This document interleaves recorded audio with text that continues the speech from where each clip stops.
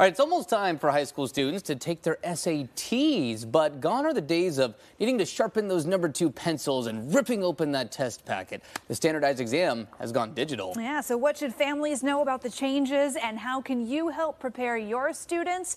Dr. Sean Patel is the founder of Prep Expert. He joins us this morning with some advice. Good morning. Good morning. Happy to be here to help parents and students. Yeah, glad you're here. These are big changes for anyone who's got a high schooler at home. So let's talk about some of the biggest changes with this new SAT format. So officially the SAT is going digital for the first time in almost 100 years. We're going from paper to pixels. 2 million students take the SAT every year. The first one's going to be coming up here in about a week or so on March 9th.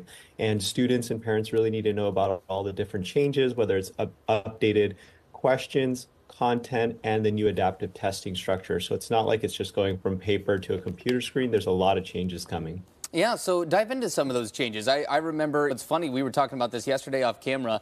I remember I needed to write my name in cursive as part of my SAT. That's obviously, I'm sure, not going to be a part of it in the digital world. What are the big changes that you're focusing on here? I don't think most kids these days can even write in cursive, but no, there's huge changes, and I think they're mainly student friendly. So for example, the exam is now going to be 2 hours. I think when you and I took it, it was around 3.5 hours. Instead of 200 questions, it's down to 98 questions.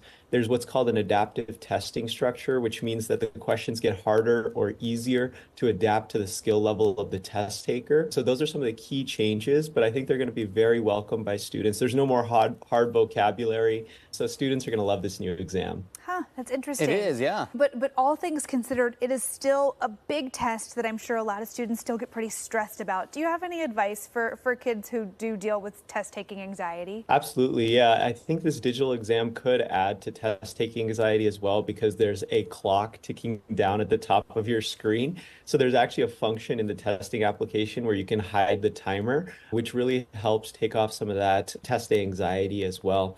The biggest other thing you can do is preparation. So I really recommend 2 things for preparation.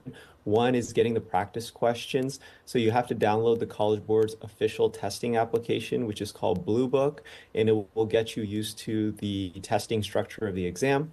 And then 2, of course, you have to learn great strategies to ace this exam. I would recommend, obviously, my company, Prep Expert. I'm releasing a brand new book on Sunday. People can come to that book launch event for free online at prepexpert.com. I'm going to be teaching parents on how to ace the new digital SAT and earn 6 figures in scholarships. Oh, some good stuff, and really important to talk about, obviously. Some pretty big changes to the SAT. Dr. Sean Patel, appreciate your time here this morning to join us and to talk about these changes to the SAT. Thanks for having me. Of course. And if you're looking for some standardized test prep, again, you can find more resources at prepexpert.com. Definitely a different version of the SAT than it's been in years past.